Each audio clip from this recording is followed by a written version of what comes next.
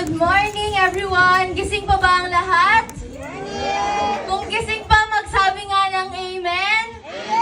Parang ang hina, hindi ko marinig! Amen! Amen! Maaari po ba tayong magsitayo at paunahan natin ang opening prayer?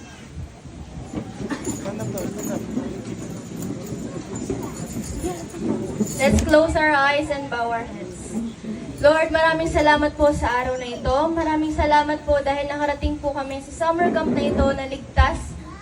At sure naman po na after ng aming summer camp ay marami kaming matututunan na aming magagamit at aming magagamit sa aming pang-araw-araw at sa aming buhay. Maraming salamat po, Panginoon, sa mga blessings na binibigay niyo po sa amin sa araw-araw. Paggising pa lang po namin ay isang malaking biyaya na po ito para sa amin. Lord, gabayan niyo po kami, ingatan, at sana po ay walang makatulog sa pag-preach ko po ngayon. Maraming salamat, Lord. Amen. Maaari na po tayo magsiupo. Kung meron po tayong mga Biblia kahit sa phone or Bible, ay open po natin ito sa verse na Psalm 91, verse 1 to 4.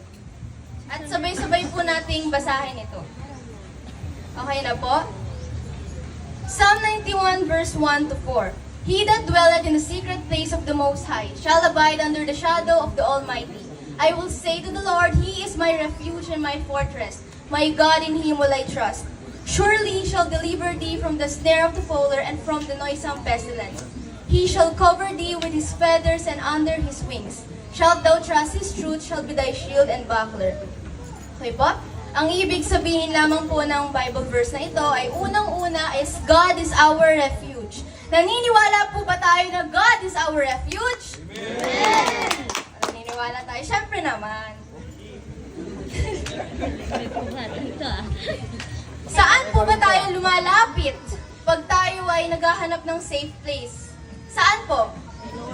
Kay Lord lang, di ba? Saan po tayo humihingi ng tulong?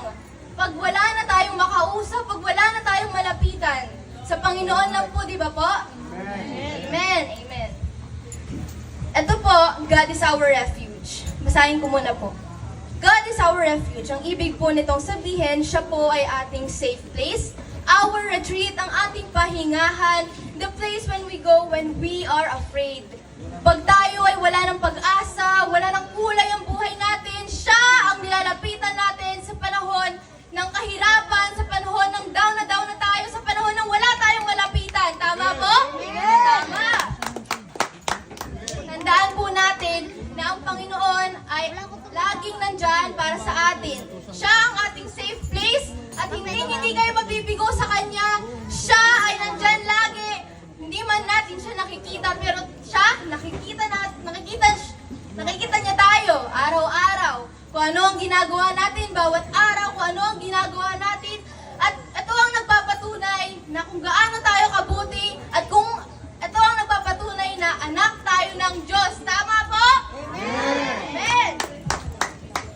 Okay, next. God is our protection. This psalm highlights God's protective power, assuring that believers will not fear the terrors of the night, arrows that fly by day, or pestilence. Ang ibig sabihin nito, si God ang pumoprotekta sa bawat Kristiyano na nandito sa loob ng